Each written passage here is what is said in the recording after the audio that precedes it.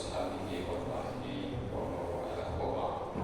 رب اشرح لي صدري ويسر لي أمري واحلل عقدة من لساني يفقهوا قولي. صدق الله العظيم.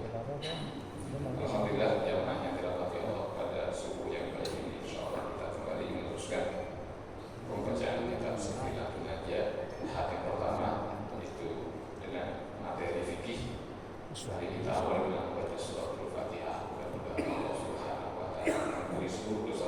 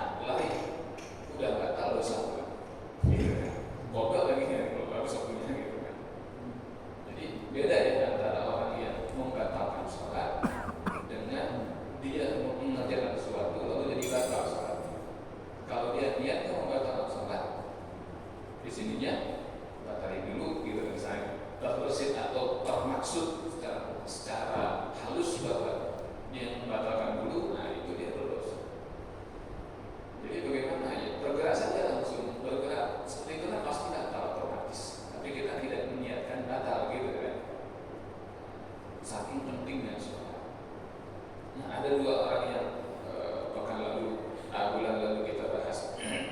Kalau dia ketinggalan dari sholat, walaupun nanti tetap harus mengkodoknya atau langsung mengerjakannya, gitu ya. Itu orang yang ketiduran dan orang yang lupa. Ya. Sekarang kita masuk pada pasal yang selanjutnya, itu tentang syurutus sholat. Bismillahirrahmanirrahim. Qala al-musannifu rahimahullahu ta'ala wa nafa'ana bihi wa ulumihi fid dharain amin. Faslun ay hadza faslun syurutus shalah. Bermula sebuah pasal tentang syarat-syaratnya salat. Ya, jadi ada syarat, ada rukun dalam salat itu. Kalau syarat ada persamaan berbeda. Persamaannya adalah tanpa keduanya atau salah satunya salat tidak sah. Jadi ada syarat salat, ada rukun salat. Jika ketinggalan syaratnya atau ketinggalan rukunnya, sama-sama tidak sah. Itu persamaan. Perbedaannya, kalau syarat itu dilengkapi sebelum kita sholat. Tapi kalau rukun itu bahkan dia bagian yang tidak terpisahkan dari sholat. Ya kan? Apa saja syarat sholat? Syurutus sholati, adapun syarat-syaratnya sholat itu sama pun ada 8. Ya, sama niat itu artinya 8. Ada masjid di seberang kita namanya masjid Al-Samaniyah. Di blok berapa itu? Blok 8. Tolong hitung tiangnya belum? Ada 8 tiangnya. Iya, itu Al-Samaniyah. Jadi nggak ada lagi masjid di Bekasi yang saya bilang namanya sampai ke itu. Kalau At-Taqwa, Al-Ikhlas itu di mana-mana ada. Ini blok berapa ini? 7. Berarti masuk Al-Samaniyah. Enggak ya? Ada 8 syarat sahnya sholat. Yang pertama apa? Thaharatul hadatsaini. Thaharatul hadatsaini, suci dari 2 hadas. Ya, suci dari 2 hadas. Ada hadas, ada najis. Ya. Ini dua-duanya sama-sama menghalangi dari sholat, baik hadas maupun najis.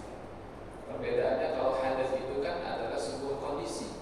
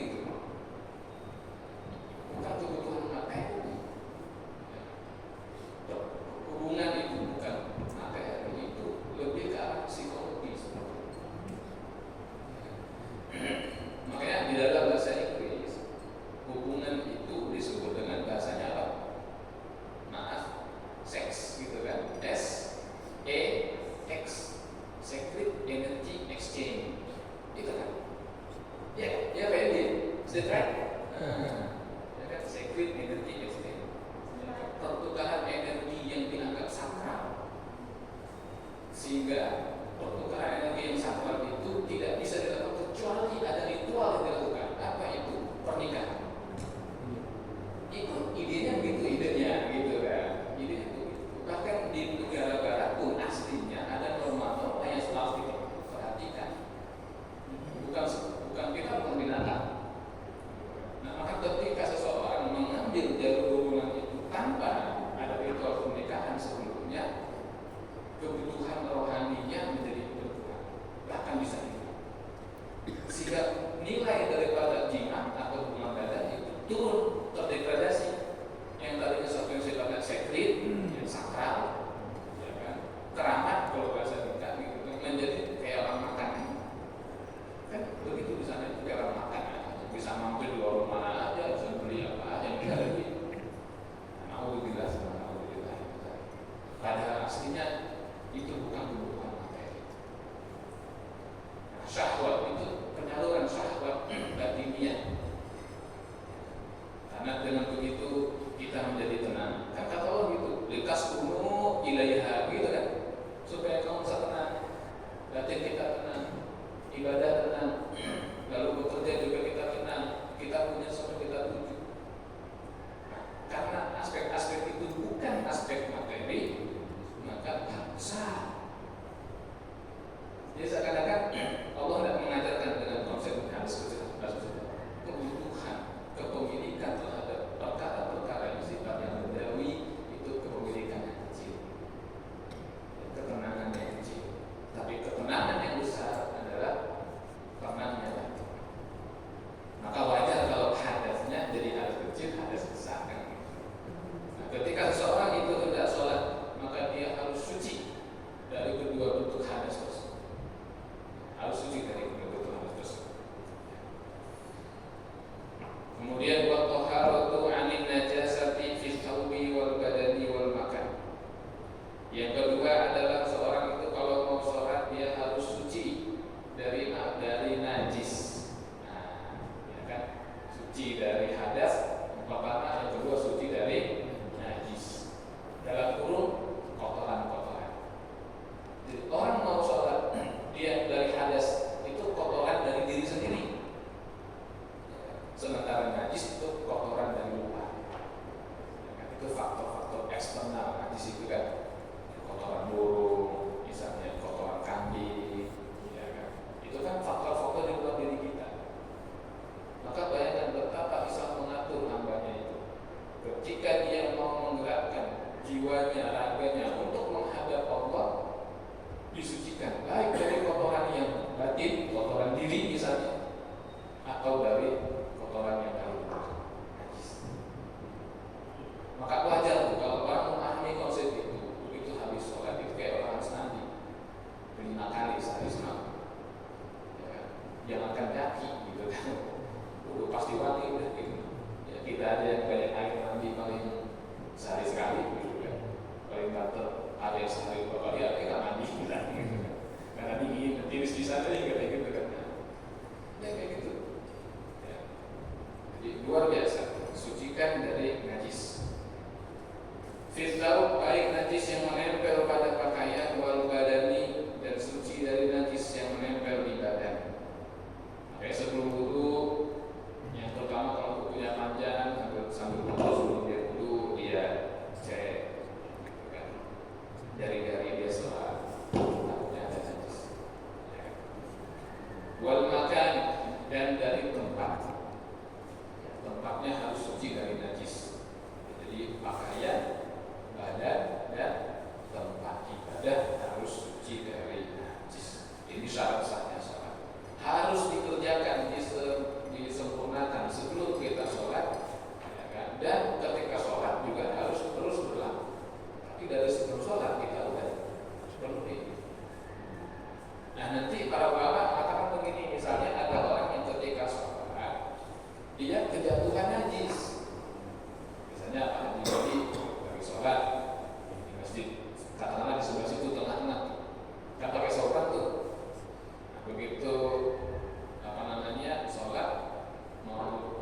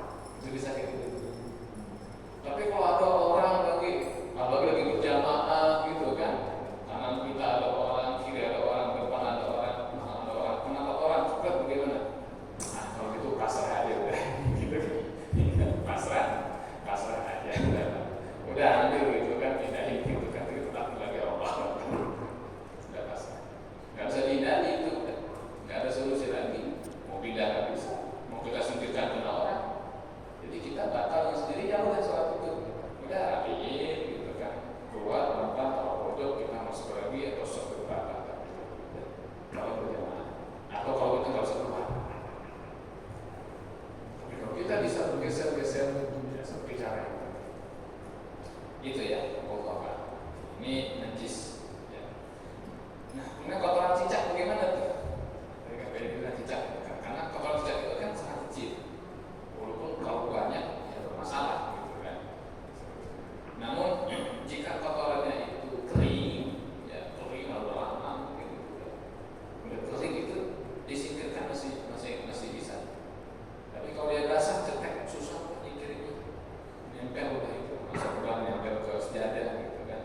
Jadi kita ya menggeser saja pada itu. Ya, jadi kalau dia kering itu masih aman bisa dipilih. Ya. Oh, nah kemudian syarat yang ketiga ya, wasatrul aurati dan menutup aurat. Ya, orang mau sholat harus menutup aurat, wajib menutup aurat. Wasadisu anna min syuruti sihhati sholati satru auratil musalli syamila yasmalu bima yasmaluha wa yamna'u idraka launiha fi majlisit takhattubil ladzi yalizil basaril mu'tadil. Syarat yang ketiga kata para ulama daripada syarat sahnya sholat adalah wajibnya orang yang sholat itu untuk menutup aurat ya dengan sesuatu yang menutup dengan menyeluruh gitu ya. Dan jangan sampai ya kan terlihat warna auratnya. Maksudnya adalah jangan sampai dia pakai sarung, dia pakai baju tapi transparan atau agak terawang gitu ya kan. Karena tipis sudah kelihatan pahanya dari belakang gitu kan. Posisi dia sebagai imam misalnya, di dalam gamisnya cara pendek, gamisnya terawang dari belakang kelihatan. Nah, itu dianggap tidak menutup aurat. Ya, jadi menutup aurat pastikan baju sholat kita itu tidak transparan sehingga terlihat aurat kita. Ya. Itulah kenapa kalau pakai gamis ya, kalau bisa itu ya, kecuali kita yakin baju kita tebal gitu kan, itu dalamnya pakai sabuk, atau pakai celana, ya kan, celananya mungkin sampai betis gitu kan. Walaupun dia pakai gamis, khawatir apa tipis gamisnya. Tapi kalau yang tebal aman yakin ya apa-apa. Itu jadi menutup aurat hukumnya wajib, harus menyeluruh, ya kan, sesuai dengan aturan aurat yang berlaku baik pada laki maupun perempuan. Kemudian menghindari pakaian atau busana yang nanti ketika sholat dia menampakkan warna daripada aurat kita, terawang-terawang, ya. Nah, dikatakan di sini, wala yakfi ma laisa bijarmin kanzulati wa asarihanna masuk alladhi la jarama lahu fa illa tajid ma yasturu jami'a abihi qaddara sawataihi thumma qubulahu fa illa tajid shalla aliyan wa li'adata alaihi. Tidak cukup bagi orang yang sholat itu kalau dia tidak menemukan pakaian yang cocok lalu dia sholat di tempat yang gelap saja misalnya begitu kan. Nah, ini tidak cukup gitu kan. Dengan catatan apa, di tempat gelapnya itu dia nggak bisa lihat auratnya, itu saja itu Pak. Kalau memang dia tidak bisa menemukan pakaian atau sesuatu untuk menutupi seluruh auratnya, aurat laki-laki itu kan misalnya minas surah, mabai surah warubatain, ya kan? Dari pusat sampai kedua lutut kita. Nah, seseorang mau sholat dia tidak menemukan sesuatu untuk menutupi sepanjang jalur itu dari pusat sampai lutut itu nggak ada yang tutup. Bagaimana solusinya? Maka qaddama sawataihi, maka dia mengutamakan bagian-bagian tertentu saja sudah, yaitu maaf kan bagian ininya apa namanya depan, ya kan, kemudian belakang. Karena barangkali itu kalau dipakai semua nggak bisa depan belakang ulang gitu kan, ya udah, ya itu untuk yang laki-laki itu ya. Kalau emang nggak nemu itu, fa'illah minjib syai'an shalla 'aliyan wa la i'adata 'alaihi. Kalau memang dia tidak menemukan atau tidak punya baju apapun betul-betul telanjang, ya sudah dia sholat dalam keadaan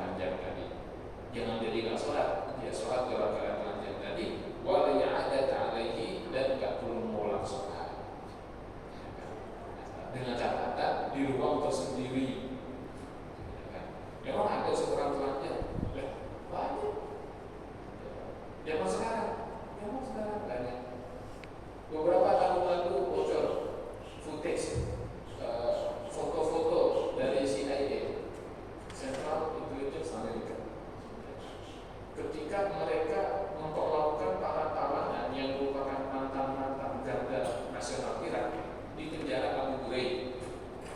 Itu ditelanjangi, Pak. Telanjang. Telanjang pakai antek sih, juga kayak Mas Haji. Masing-masing diletakkan, ada yang satu sel 2 orang, ada satu sel 5 orang. Kalau yang kelas berat, jenderal-jenderalnya satu sel 1 orang.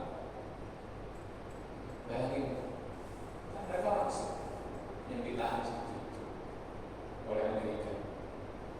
Alhamdulillah. Bagaimana mereka sahabatnya? Ya, berlakulah kaidah ini karena udah gak ada apa-apa. Ya sudah, dia dalam keadaan pemilihan yang terjadi di sana. Alhamdulillah. Baik, wa istiqbalul qiblah. Yang keempat adalah syarat daripada sahnya sholat adalah istiqbalul qiblah, menghadap ke arah kiblat. Ya. Nah, kemudian fa'in sholat fiha wajib alaihi istiqbalu sasis min binaiha qadruhu thulutsan dira'in fa'asa. Bagi orang yang sholatnya itu di dalam Masjidil Haram, ya kan? Maka wajib betul-betul dia menghadapkan dirinya itu ke arah Ka'bah tersebut. Tidak boleh melenceng karena dia tidak akan melihat kiblat. Makanya para ulama nanti dalam masalah kiblat itu ada yang namanya ainul kiblat, orang yang bisa ke Ka'bah. Maka sholatnya nggak boleh melenceng sedikit, menghadap ke situ. Bahkan ketika dia sholat disunahkan matanya melihat Ka'bah, bukan ke bawah, karena dia bisa lihat Ka'bah. Kalau kita ini kan tidak lihat Ka'bah, si kita ini bukan ainul kiblat, tapi kita ini adalah mustaqbilal kiblatnya, jihatul kiblat, menghadap ke arah kiblat, menghadap ke arah kiblat. Jadi misalnya ini Ka'bah di depan nih, kita sholat di sini, gitu kan? Nah, ke situ tuh, yang lurus nih, kalau lurus, oh ternyata ada kanan sedikit, jadi kurang kiri dikit. Nah ini masih sah. Ya, karena kita masih mengarah ke, masih mengarah ke tipis di sini misalnya. Lalu kalau usaha udah lain, nggak mengarah sama sekali. Kiblatnya di sini soalnya. Makanya tidak presisi amat sebetulnya gitu kan. Asal masih ke situ jurusan itu masih sah kalau itu. Nggak perlu digeser-geser lagi. Nggak perlu dirubuhin tuh mihrab masjidnya gitu kan. Nah dia masih mengarah ke situ. Walaupun tidak terlalu presisi gitu kan. Dan kita memang mengarah. Kecuali kita di depan Ka'bah, nggak boleh belok begitu juga.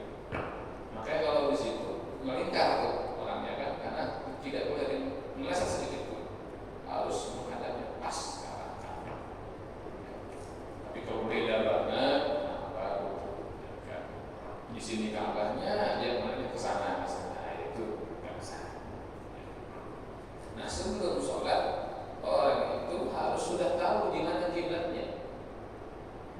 Masuk ke masjid yang bentuknya kotak doang, nggak ada mihrabnya, nggak ada kaligrafinya, nggak ada papan pengumumannya. Ini kan biasanya di depan gitu kan, ini mabuk ada sholat. Bagaimana itu hukumnya? Kalau dia sholat dalam keadaan tidak yakin dengan kiblat, itu tidak sah. Jadi dia tetap sholat, dia harus pastikan dulu. Kalau dia punya HP, dia pakai HP-nya di sana buat kompas TV itu segala macam, ya kan? Begitu seseorang selesai sholat dan ternyata ditepok sama orang, mas salah kiblat, ya harus kemana? Dia harus. Kalau dari suatunya, dia harus ngomong. Nah, wa yustazna masail la yushtaru fiha istiqbalul qiblah. Dikecualikan di dalam perkara ini beberapa kondisi, ya, dalam hal menghadap kiblat. Ya kan? Apa itu? Minha nafalus safaril mubah. Nafalus safaril mubah. Ila maharim la yusma' minhu nida'ul jumu'ah din islamat fihi syurutul qasril atiyah wa yurdu. Yang pertama adalah orang yang sholat sunnah pada safar yang mubah. Kalau sholat sunnah pada safar, pada perjalanan yang boleh, maka tidak menghadap kiblat itu makfu, dimaafkan. Misalnya kita naik kereta, ya naik kereta ini kita mau sholat apa? Sholat duha misalnya di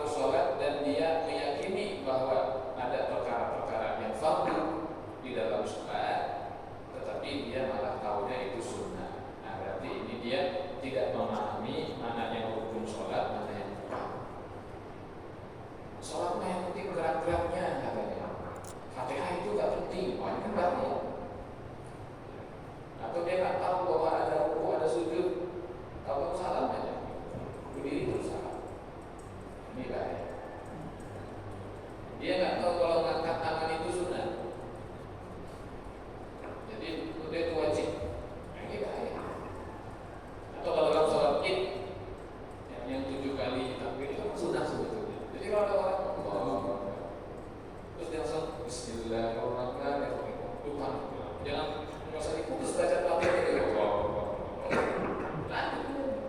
Karena melebihkan takbirnya itu kan hanya sunnah saja dalam sholat ini, gitu kan.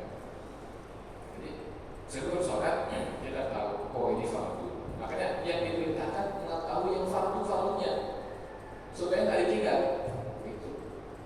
Ya, jangan sampai dia nggak tahu kalau sudutnya itu fardu, itu maknanya itu fardu. Itu yang salah-salah seperti burung makan jagung, yang itu maknanya datang sholat.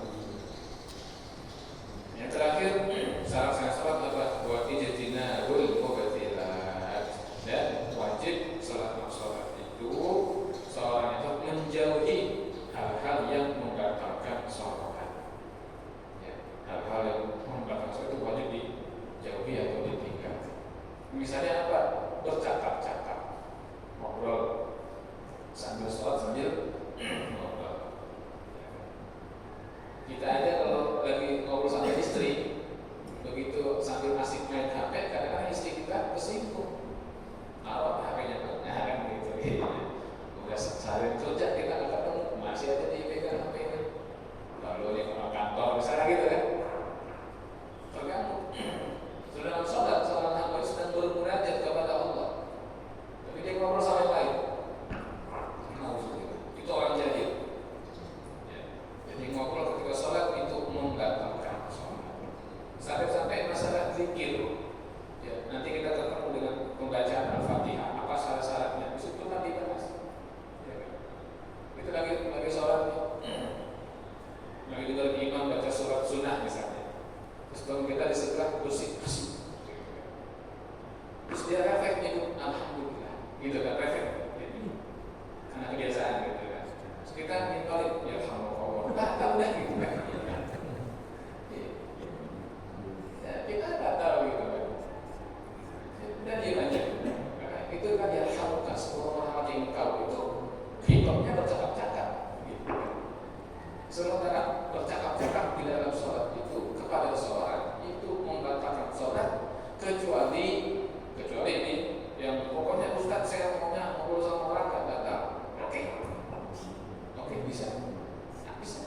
Tapi apa syaratnya? Yang ngajak ngobrol ente adalah Rasulullah SAW.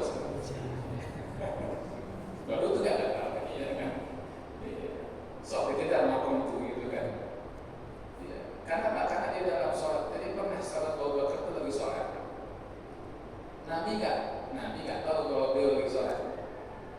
Terus Nabi ucap Assalamualaikum ya Abu Bakar gitu kan? Assalamualaikum Abu Bakar. Jawab, waalaikumsalam ya Rasulullah. Waalaikumsalam warahmatullahi wabarakatuh. Itu enggak batal sholatnya, kecuali Rasulullah yang ada ngobrol. Waalaikumsalam dan salam atas engkau. Kenapa? Karena di dalam sholat ada bacaan Assalamualaikum ya ayyuhan nabiyyu. Gitu kan? Itu lagi ngobrol Rasul itu seakan-akan, dan salam atas engkau wahai Nabi warahmatullahi wabarakatuh. Kan domir kata ganti engkau itu ngobrol sama orang. Jadi kalau yang masih mau ngobrol tapi nggak batal, boleh syaratnya apa tadi? Ya boleh kan? Kalau udah sampai ngomong itu lapor ke saya kan, saya mau jumlahan soalnya. Ini orang ahli berarti. Sholat pun dia ngobrol sama Nabi. Lain dari itu stop ngobrol sama orang. Ya kan? Kecuali tawaf. Kalau tawaf kata Nabi sambil ngobrol boleh. Yang disebutkan at-tawaf di manzilatis sholat. Tawaf itu sama kayak sholat. Harus suci syaratnya gitu kan. Harus wudu, harus terjaga wudunya gitu kan. Kecuali apa kata Nabi? Kecuali kalau tawaf sama sholat ada bedanya. Apa itu? Kalau tawaf kamu boleh ngobrol, tapi ngobrol yang baik-baik aja gitu kan. Jangan sambil tawaf sebelah sedang ngomongin tender. Gimana Pak? Kamu saya atur kalau nggak sambil tawaf gitu kan. Ternyata buat modus tuh ngomongnya gitu kan. Buat main belakang. Dosa itu. Alhamdulillah, subhanallah. Baik, ini tentang syarat sahnya sholat ya. Sampai di sini jika ada yang ditanyakan, saya teruskan. Monggo Pak, jadi dulu ya.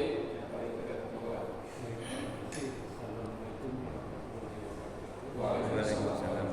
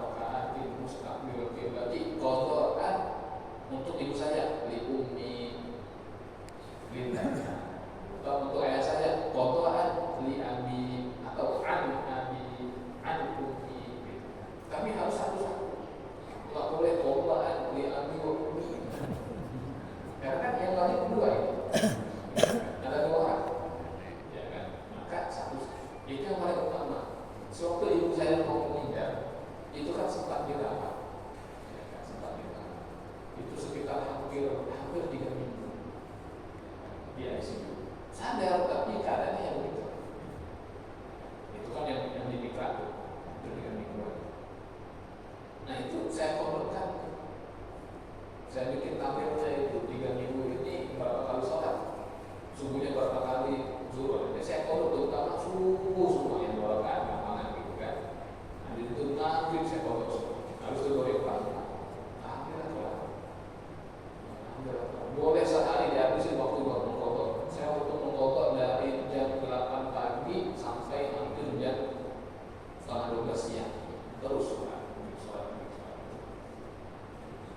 Tapi kalau kita nggak sempat karena sibuk kerja itu, apakah kita timnya?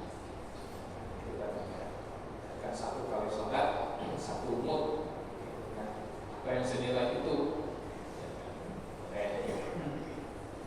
Bagi orang yang duit, tengok sama duit.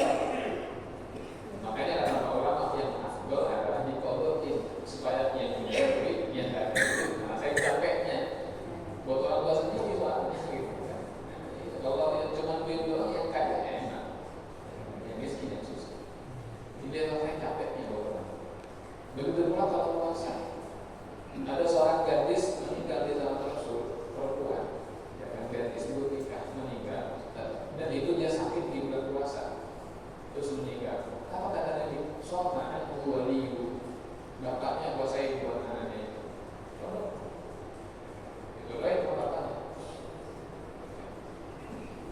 Itu yang pertama dikondokkan, dipisahnya satu. Yang kedua tadi takbir ketika sholat jenazah. Bagaimana ini? Kalau yang takbir pada sholat Id itu kan sunnah yang tambahan itu. Tapi kalau jenazah itu rukun. Kan sholat jenazah itu punya rukun. Yang pertama adalah niat, itu wajib ya niatnya. Yang kedua adalah ada 4 takbir. Itu rukun. Harus sah. Jadi kalau yang 4 takbirnya itu tidak dipenuhi, ya nggak sah. Ini udah rukunnya udah nggak ada, sujud nggak ada, takbir pun jadi nggak ada, gimana gitu kan? Jangan terlalu banyak korting. Ini udah rukun di jenazah ini.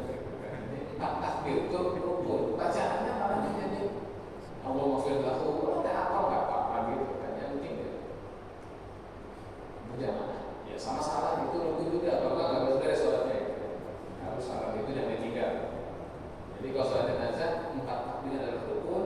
Kalau sholat Id, takbir yang baik itu adalah sunnah. Sehingga kalau terlanjur sudah baca Bismillah, lanjut sampai selesai. Karena justru kalau tolik nanti baca surat sunnah, itu aja, nggak perlu diulang sholat, nggak perlu diulang. Karena takutnya begitu udah baca Bismillah, sholat Id, nanti gimana sama dia? Jadi dia meragu-ragu, berbahaya Pak. Orang tidak yakin bahwa Pak yang ya sama Pak Syarif segala. Saya tahu Ustaz. Saya. Waalaikumsalam.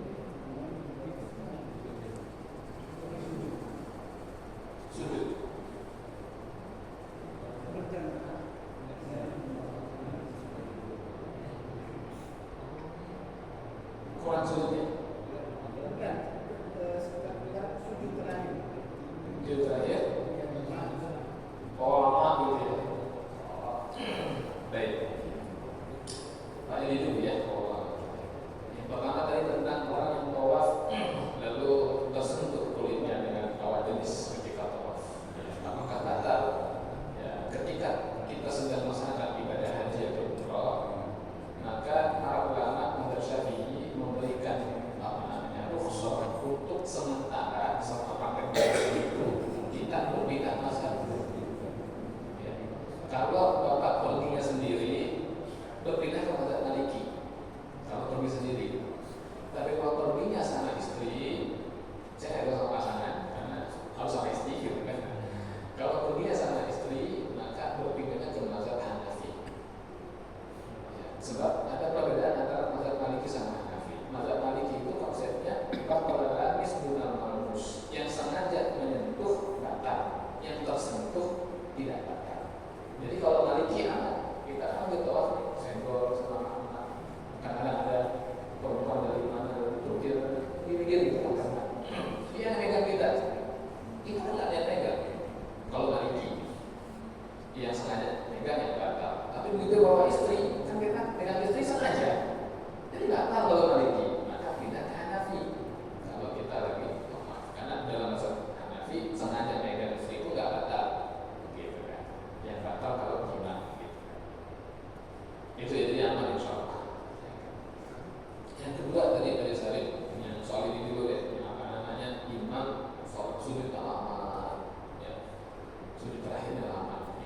Ini bagaimana hukumnya? Sholatnya sah, tapi makruh. Ya, sah tapi makruh. Al-Imam An-Nawawi rahimahullah taala mengatakan bahwa sebetulnya anjuran untuk banyak berdoa di dalam sujud ketika sholat itu berlaku pada semua sujudnya, nggak mesti sujud pertama, nggak mesti yang terakhir, nggak mesti yang ketiga, enggak. Di mana-mana ada sujudnya itu dianjurkan banyak berdoa.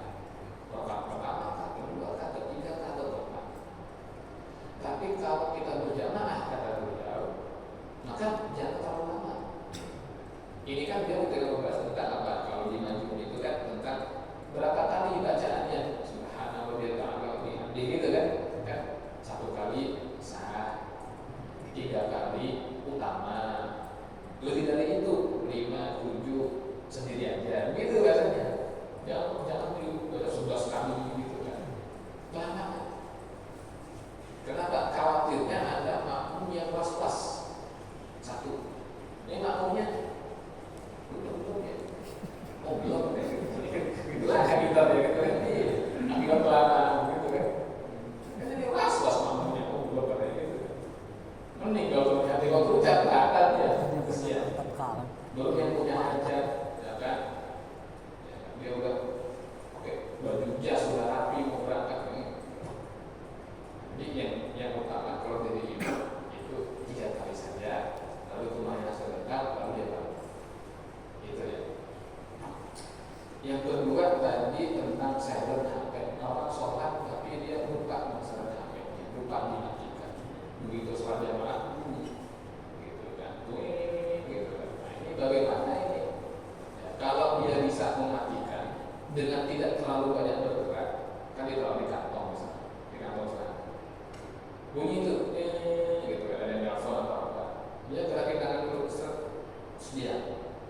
Habis dia pencet start gitu kan, mati, sedia lagi terus begini. Nah itu nggak batal. Ya, gerakannya yasir, gerakannya sedikit dan tidak bersama-sama. Gerakin tangan, terus dia cek, kemudian dikit, dia diam HP-nya, terus kita begini. Kalau begitu nggak batal. Tapi kalau gerakan terlalu banyak, nggak kena nih gitu kan. Nah, ini maksudnya tangan kantong. Terus saya lagi gitu, nggak pernah juga, dekornya juga ada pola nah, harus batalnya gitu. Pakai pola dulu gitu. Jadi gimana bisa? Udahlah gitu kan. Pastikan dulu bisa lebih banyak ya. Mentok-mentok begitu ya udah, begitu dia terlalu gerakin ini datar. Nah ya udahlah, jangan dia batalin tadi ya. Nggak kena-kena, ya udah. Off, dia udah ini kan tampil lagi ya. Tadi udah batal. Gitu. Ya kan? Terus yang terakhir tadi tentang mengingatkan ada imam yang terlupa. Siapa yang bertugas mengingatkan itu? Yang berada di belakang imam. Ya, munabih imam, pengingat imam.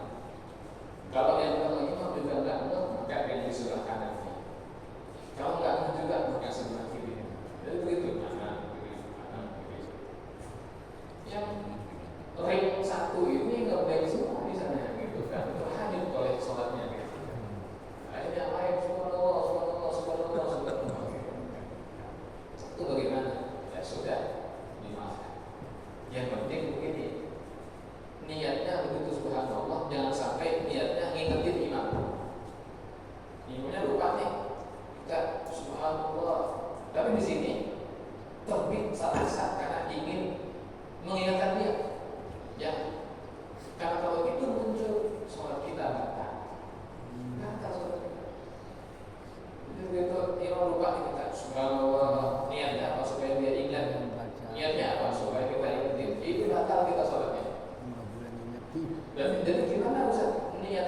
begitu subhanallah itu adalah memuji Allah. Imamnya lupa nih, maliki yaumiddin, maliki yaumiddin, itu langsung misalnya gitu. Kita subhanallah, itu dia yang memuji Allah, mensucikan Allah, karena Allah itulah Tuhan yang tidak pernah lupa. Jadi tipis itu kan, tetap ucapan subhanallah, tapi yang satu di sini timbul rasa ingin ngingetin dan dia nggak tahu yang begitu. Yang satu dia niatnya memuji Allah. Itu yang Nawawi bilang begitu. Jangan sampai niat kamu ngingetin dia, tapi niat kamu adalah memuji Allah. Karena ada orang yang lupa, sementara Allah itu tidak akan pernah lupa. Tapi sebagai imam harus peka. Walaupun dia tahu makmum itu ketika menyebut subhanallah bukan benar dia, tapi imam ini kalau dengar makmum menyebut subhanallah, dia harus ingat pasti dia gak beres nih. Nah, harus begitu. Imam harus peka. Begitu dia dengar subhanallah, walaupun dalam hal ini bahkan ada yang kurang nih, gitu kan? Ada yang kurang. Nah, tapi begitu makmum subhanallah, dia harus peka bahwa banyak yang salah. Maka dia pulang. Ya kan? Seperti kejadian di Masjid Al-Famaniyah, pernah itu imamnya sholat isya rakaat yang terakhir sujud cuma sekali, jadi nggak ada dia terlalu sujud duduknya, ya tidak harus cukup sujud masuk tahiyat. Namun pada teriak subhanallah gitu kan, repotnya gitu, apa ini gitu kan, nggak gitu kan.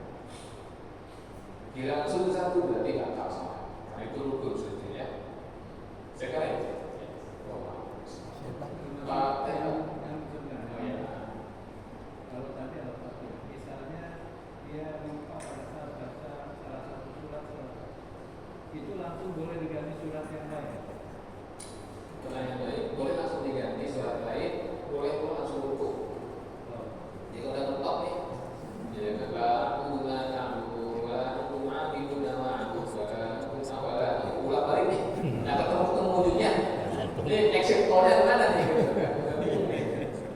Tapi pakai pegangan itu. Pokoknya ba'du ma'adun, walaan tu ma'adun al-ma'adun, walaan a'adun ma'adatun gitu kan. Ini harus dua kali juga. Itu boleh. Nggak ketemu wujudnya di mana? Ya, boleh langsung aja rukun boleh. Atau langsung ganti apa itu boleh. Dan kalau ada yang terluka baca imam, sebaiknya yang mengingatkan yang di belakang imam. Surat-surat yang sunnah itu ada yang terluka. Kalau enggak ya saya diam saja. Dalam banyak kasus saya diam. Ketika itu ada yang lupa ini, walaupun saya tahu saya diam. Karena kadang-kadang ada imam yang begitu dia lupa, terus dikasih ayat sambungannya, dia malah makin ngeblank. Makin ngeblank ada gitu. Jadi saya diam aja gitu. Buat imam sunnah ini, ingat dia itu. Nah buat kita jadi imam, kalau udah mentok daripada kita ini itu memaksakan ayat itu nggak ketemu, mendingan ganti ayat atau masuk buku. Saya kira itu. Apa ya? Assalamualaikum warahmatullahi wabarakatuh. Di dalam sholat wajib kan ada sunnahnya. Apa-apa yang dilakukan oleh Nabi itu persis dengan Nabi itu, maka akan dapatkan sunnahnya.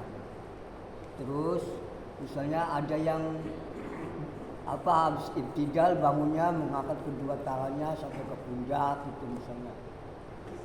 Terus ada yang keempat-empatnya bagaimana menurut Pak Ustadz gitu, agar kita itu akan mendapatkan sunnahnya apa yang dilakukan oleh Nabi. Pertanyaan saya, yang pertama, apakah betul di dalam sholat itu ada perbuatan-perbuatan atau ucapan-ucapan yang sunnah? Betul?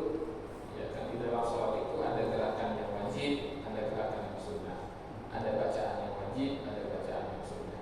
Barang siapa yang sholat dia mengerjakan yang sunnah, maka dia mendapat keutamaan sunnah itu. Nah, termasuk yang sunnah itu adalah misalnya mengangkat kedua tangan. Mengangkat kedua tangan itu dalam mazhab Syafi'i tidak pada semua gerakan. Pertama pada takbiratul ihram, mau sholat Allahu Akbar, itu sunnah angkat. Yang kedua adalah ketika kita mau ruku, Allahu Akbar. Ya. Yang ketiga bangun dari ruku, sami Allahu liman hamid.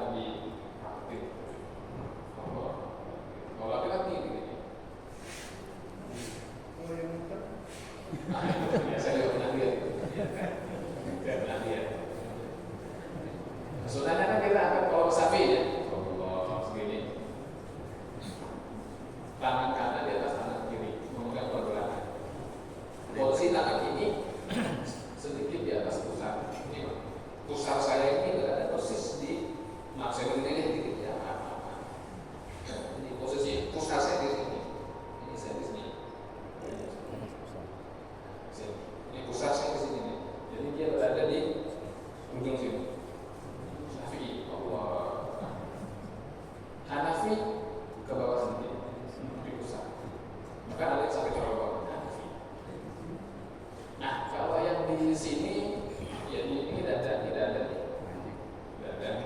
Di sini ada, tidak ada.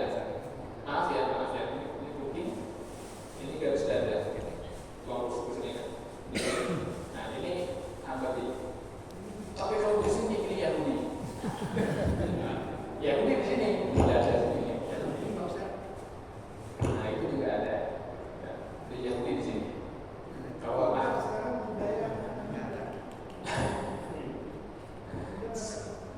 di sini ada ini kucing sini di sini. Ini ada. Kalau begini Yahudi. Nah Yahudi juga ada. Anak muda mungkin salah satu video itu bagaimana gitu kan. Nah ada juga begini tadi. Ini dikaitkan dengan kondisi ketika perang. Pedang di sini. Ya.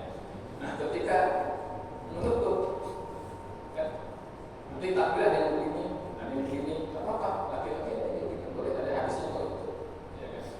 Yang penting yang begini sedekahnya mana itu jadi. Nah begitu nutup kita kan gini, ada tadi Pak Adi Sarif, gitu kan? Jadi dia begini terus kanan, kiri, baru tutup. Itu saya terus terang tidak tahu kalau belum tahu hadisnya atau gimana. Tapi saya pernah mendapat keterangan dari orang yang mengerjakan. Ya kan? Saya kan tipe orang yang kalau ini nanya aja langsung dari kita sudah gitu kan. Saya ingin bertanya, itu kenapa begitu kata dia? Karena dari dunia diajarkan bahwa setiap perbuatan yang baik itu dari kanan dulu. Jadi perbuatan itu dari kanan. Begitu mau sedekah, ya maka yang turun kanan dulu. Habis kanan baru kiri. Baru kiri. Oh gitu. Kadang-kadang ada yang dijelat tuh kayak yang masuk bis itu pakai itu. Oh, dia dulu baru cepat. Jadi kalau sedikit tuh. Wow, tapi mengingat itu sunnah, biarin aja. Gitu. Ini saya nggak ngerjain gitu ya. Tandus. Yang tadi Ustaz kalau ada orang kita kan efek atau pindahkan saja, kan itu membatalkan kalau kita pindahkan. Terus kasusnya sekarang ini kan banyak orang sebelum sholat naruh HP, Ustaz, atau naruh kacamata. Begitu mau sujud atau mau itu mungkin takut kena ini, itu dipindahkan, Ustaz. Kasusnya kali itu batal atau tidak? Yang kedua, kita arah salah arah kiblat. Jadi umpamanya kita nggak ada ini, kita sholat, nanti bapak sudah kita sholat, terus ada yang kasih tahu salah kiblatnya, apakah itu kita fotografi apa tidak? Atau umpamanya gini, kita di satu tempat sholat sudah tahu kita nih, oh kemarin kita sholat arah kiblatnya ke sana. Tiba-tiba kita lupa arah kiblat, kita sholat arah yang lain. Setelah sholat beberapa waktu kemudian kita baru gitu, kita salah kiblatnya. Apakah itu kita harus kodok lagi atau tidak gitu? Terus yang ketiga, ada nih kiriman medsos ya, tentang umpamanya mau sholat itu cuma takbir aja gitu. Jangan mau sholat kalau nggak pakai ta'awud, baca pulang, pulau lunas atau pulau falak itu istilahnya yang diajarkan Nabi itu cuma mau sholat itu takbir, bukan baca yang lain. Itu bagaimana pendapat Ustaz? Sekian, terima kasih. Waalaikumsalam warahmatullahi wabarakatuh. Nah, baik, saya jawab yang terakhir dulu. Ya kan? Bolehkah seseorang sebelum sholat dia mengerjakan hal-hal seperti membaca ta'awudz, membaca bismillah, bahkan membaca surah An-Nas misalnya? Bolehkah itu dikerjakan? Nah, sebelum saya jawab, saya bertanya dulu, kalau orang itu sebelum sholat lalu dia baca Quran, boleh nggak? Sebelum dia berdiri sholat dia baca Quran dulu, kan? Boleh. Sebelum sholat dia zikir dulu, boleh.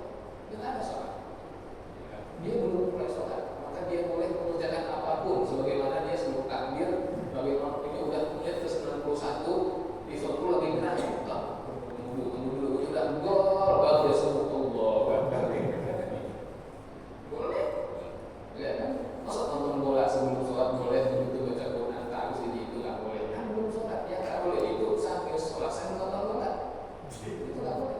sambil sholat sambil zikir, sambil sholat sambil subhanallah apa enggak.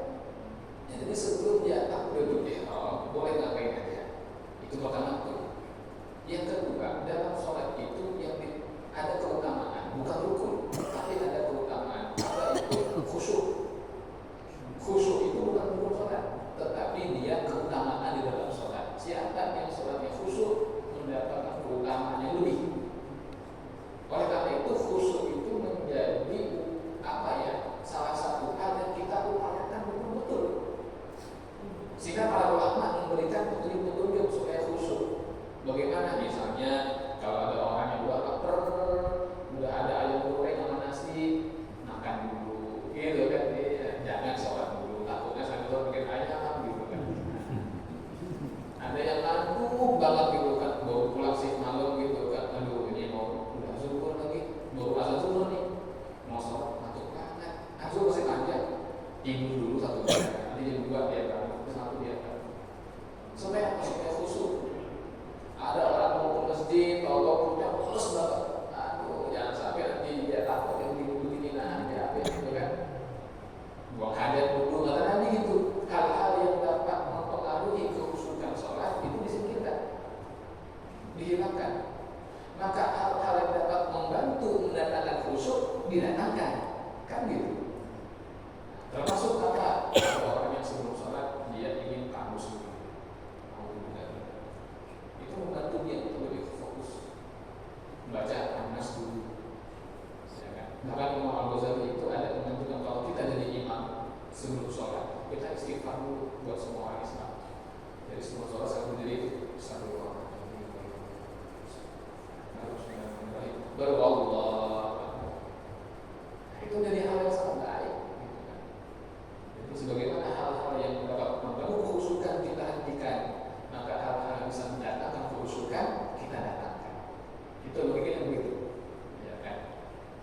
Kalau perkara nanti jangan terlalu gampang dikit-dikit, Nabi nggak pernah, Nabi nggak ini. Takutnya Nabi pernah, tapi kita nggak tahu. Gitu. Takutnya gitu. Jangan dikit-dikit Nabi nggak pernah. Kalau kayak jubilnya Nabi aja hidup sama Nabi kali dia lihat Nabi gitu kan. Ya, karena yang kayak gitu kita udah hafal. Kan orang itu ada tuh yang selalu mengatakan tidak ada dalilnya, padahal ada. Nabi tidak pernah angkat tangan kalau doa, ternyata ada. Nabi nggak pernah harus doa usah buat, ternyata ada, gitu loh. Tapi mereka nggak tahu, ya. Nggak tahu bilang ada, kan bahaya. Sebagaimana kalau nggak ada, jangan dibilang ada. Kalau ada, jangan dibilang nggak ada, kan gitu kondisinya. Tapi pendek kata, kalau habis sholat, sebelum sholat bebas. Assalamualaikum warahmatullahi wabarakatuh. Masuk baca Quran. Boleh, nggak ada yang bilang kamu tercela aja udah sholat. Kenapa yang mungkin mana juga boleh, ya kan? Balas WA udah boleh, udah beres sholat, ya kan? Faidah udah di sholat, fantasyiru. Kalau udah beres sholat Jumat, kamu nyetar lagi apa? Boleh nggak ngapain lagi? Jadi sebelum sholat ngapain aja boleh, habis sholat juga boleh. Yang terkait ihram dengan salam. Begitu ihram yang lain haram, begitu salam yang lain halal, kan gitu. Itu ya pokoknya. Yang kedua adalah tentang orang yang sholat lalu dia salah kiblatnya, ya kan? Kemudian begitu selesai sholat baru ada yang mengingatkan, ya kan? Baik atau kiblatnya beberapa hari kemudian, kayaknya saya salah kemarin gitu kan? Ini bagaimana hukumnya? Para ulama mengatakan sholat yang tidak sah kalau masih ada waktunya kita bilang gimana? Tapi kalau udah lewat waktunya kita potong, gitu aja. Jadi kalau kita mau itu, kayaknya kemarin salah kiblat nih, gitu kan? Ya udah dipotong ya. Atau kita udah beres sholat ada yang ingetin,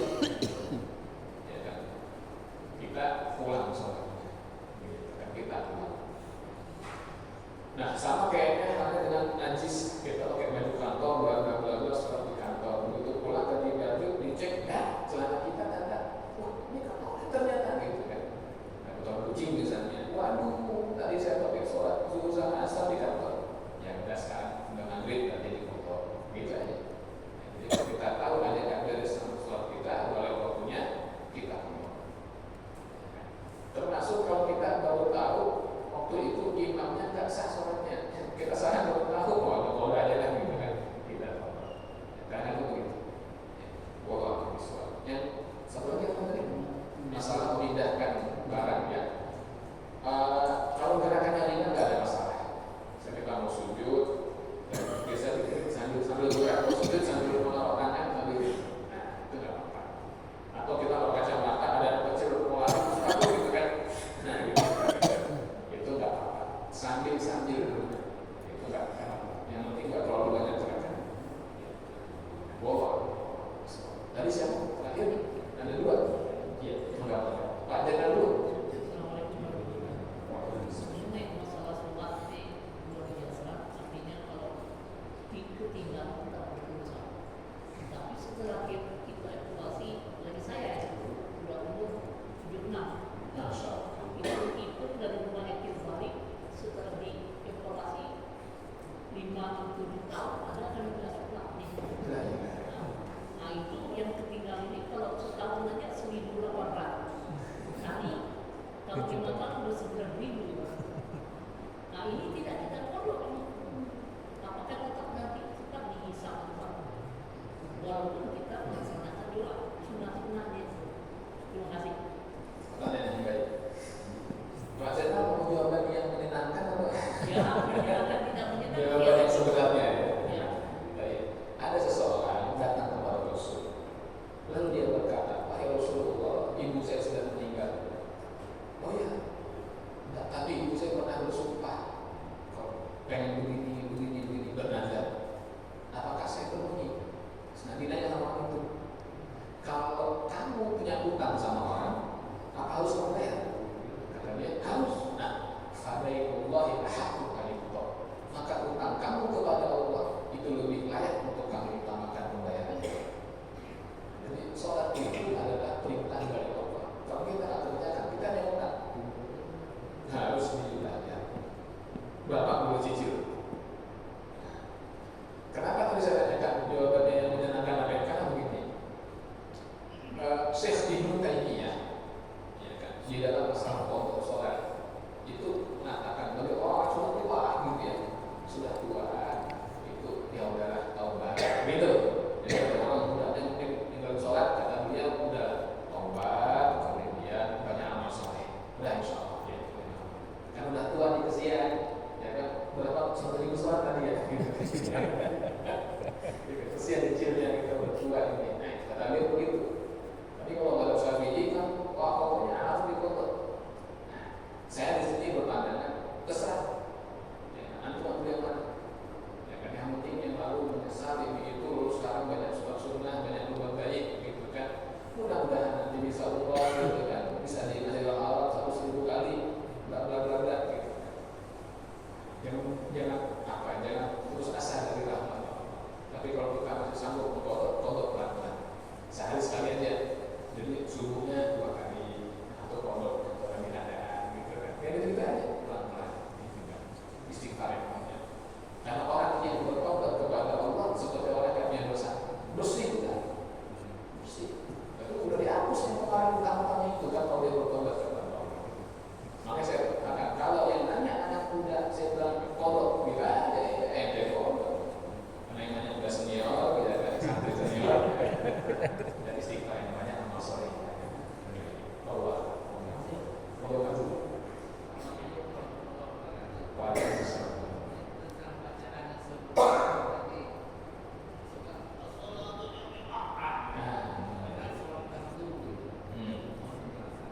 Pertanyaan yang bagus. Ada seseorang ketika menjadi imam, dia membaca sambil menghadap ke jamaahnya, istawu lalu as-salatu jami'ah wahimakumullah gitu kan. Artinya kan sholat berjamaah, semoga Allah merahmati kalian. Nah ini bagaimana kalimat ini? Kalimat as-salatu jami'ah wahimakumullah itu dipraktekkan oleh Rasulullah SAW sebelum adanya sholat.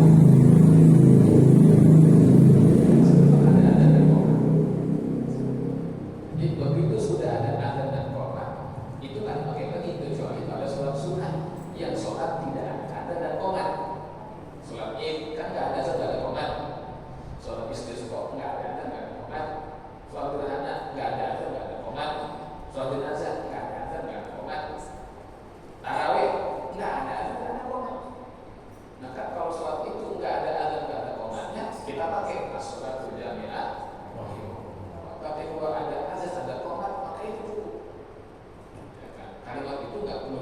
kita baca. Demikian menurut Imam An-Nawawi rahimahullah. Jadi kalau imam gampang udah begitu udah tobat itu mengenai istawu, tawasu, sabu, susu, faku, pada di dulu gitu tidak. Rapat lurus, dan ya kan. Kalau memang ada hal-hal yang perlu disampaikan, terkait sholat boleh ditambahkan misalnya apa, tolong yang kosong diisi pak, lipat, gitu. Boleh. Yang dahinya tertutup tolong dibuka, boleh. Jadi sebelum sholat itu ketika sudah qomat imam masih boleh mengucapkan hal-hal tapi yang terkait dengan pelaksanaan sholat. Rapat, lurus, dahi. Kalau diisi yang punya HP misalnya saling dulu misalnya gitu boleh. Tapi kalau kalimat lain yang tak terkait dengan sholat, makruh. Udah ketika udah rapat terus atau satu lagi nanti dengan apa atau nah itu bentar aja ya kan ya. Gunakan itu bentar habis sholat baru sampai itu karena udah mau sholat ya. Gitu ya. Ada lagi terakhir ada tak? Bukan. Waalaikumsalam.